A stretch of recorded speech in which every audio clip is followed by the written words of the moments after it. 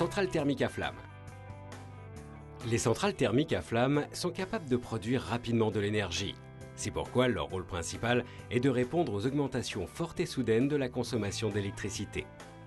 Dans une centrale thermique, on chauffe de l'eau pour la transformer en vapeur, c'est le principe de la cocotte minute. La force de cette vapeur entraîne une turbine dont la rotation va permettre la production d'énergie électrique. Tout d'abord, pour chauffer l'eau, on installe plusieurs brûleurs dans une chaudière. La flamme des brûleurs peut être alimentée par différents types de combustibles. Du fioul, du charbon pulvérisé ou du gaz. La chaudière est tapissée de milliers de tubes dans lesquels circule de l'eau. L'eau est chauffée à haute température, puis est dirigée vers un ballon où elle se transforme en vapeur.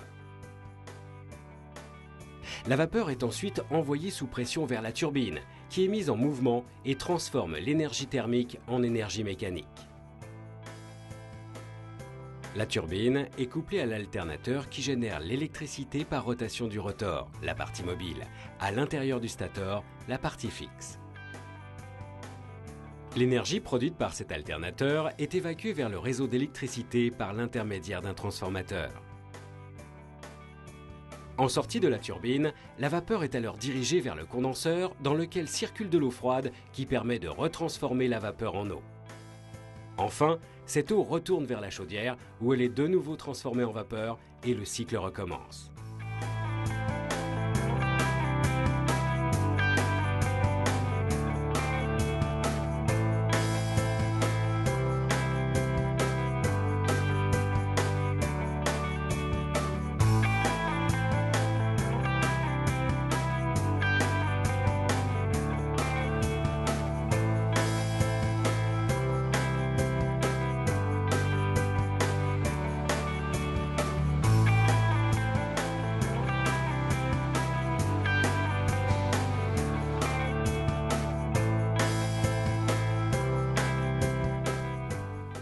Donc là, on va avoir l'eau préfiltrée qui va arriver à la base du décanteur pour être traitée. Dans le décanteur, il va y avoir deux injections. Une injection de chlorure ferrique qui va être un coagulant pour grossir les flocs et donc augmenter la vitesse de décantation. Et on va avoir aussi la chaux qui va créer une décarbonatation. Donc en gros, les carbonates dissous dans l'eau vont devenir solides et vont décanter et vont être éliminés. Ensuite, à ce niveau-là, nous allons récupérer l'eau propre qui va être dirigée vers les chaînes de déminéralisation.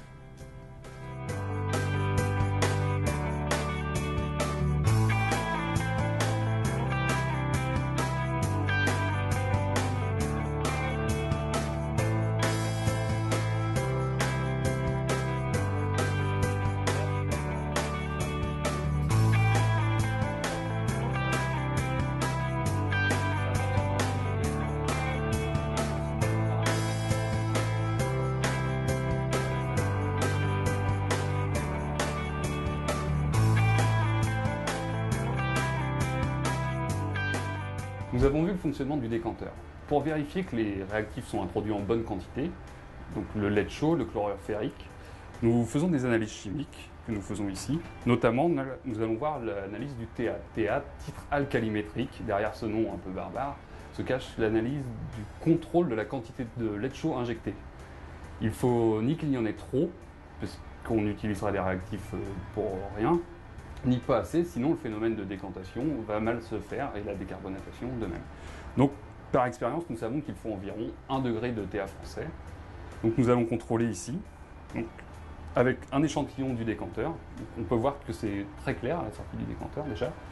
Nous mettons un petit peu de réactif, de la phénolphtaléine, et notre échantillon passe au rose. Ce qui est la preuve qu'il y a bien eu de la chaux dans le décanteur. Maintenant, nous allons procéder à l'analyse en ajoutant de l'acide dilué.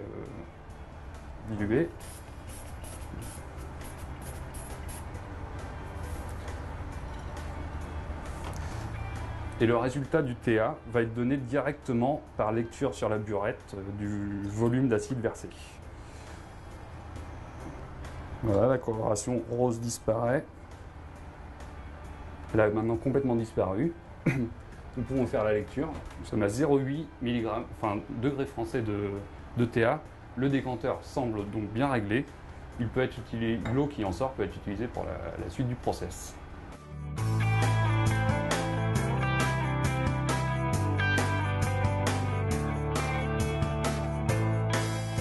Pour déminéraliser l'eau, nous la passons sur des résines cationiques et des résines anioniques. Les résines ont la propriété d'échanger des ions qu'elles contiennent avec les ions présents dans l'eau.